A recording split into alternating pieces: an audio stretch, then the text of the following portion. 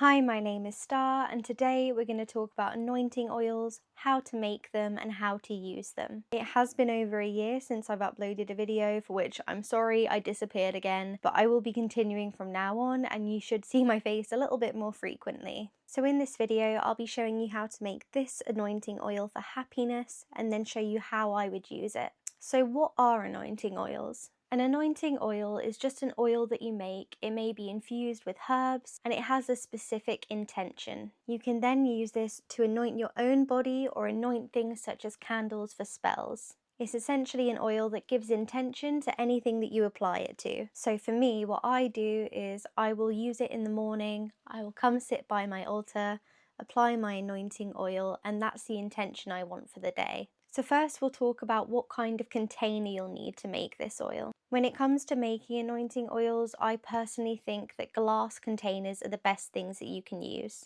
Using glass just means you're going to get the best shelf life. This is important if you know that you're not going to use it very frequently, or if you know you're going to have to use it for a long time. Even better is something like this that has a pipette in the top. This just means that you can control how much comes out at a time and you don't accidentally waste oil. Another thing you can also do to expand the shelf life of your oil is to use vitamin E oil.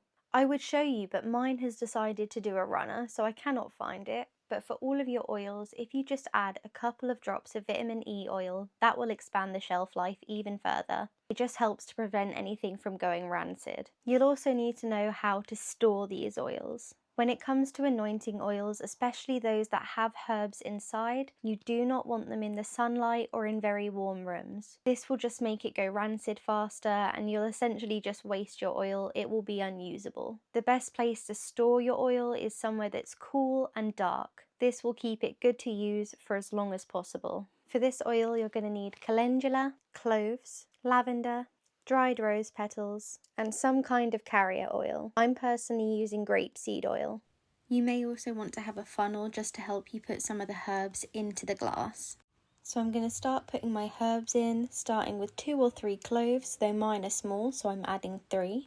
And then I'll add my rose petals and the calendula, which can be a little bit tricky to get into the glass, but sometimes I find if I actually use the funnel to push it in, it works better.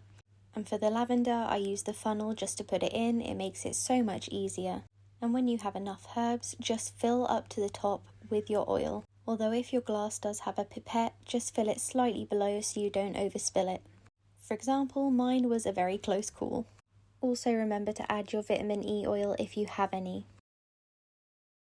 When these are made, I would then leave them for around 2 weeks. This just gives time for everything to actually infuse into the oil will smell lovely, and it's going to be more potent. Today I showed you an oil for happiness, but you can make oils for any kind of intention. Just be wary that if you are planning to put the oils on your skin, you don't want to use any herbs that will have a reaction. Then there's the question of how to actually use these oils. So there's multiple ways you can use them, even on your own body. There's not just one place to put them. When it comes to putting it on the body, some people like to do it over the energy centers and the chakras of the body, and other people like to do it on the pulse points. I personally put it on the pulse points, but if I was doing something maybe for divination or something a bit more spiritual, intuitive, you may find that actually putting it on your chakras or energy centers is better. This is an oil I made around a week ago. It's not fully ready yet, but it is the same kind of oil. For the purposes of this video, I'm going to use it prematurely and just show you how I would use it.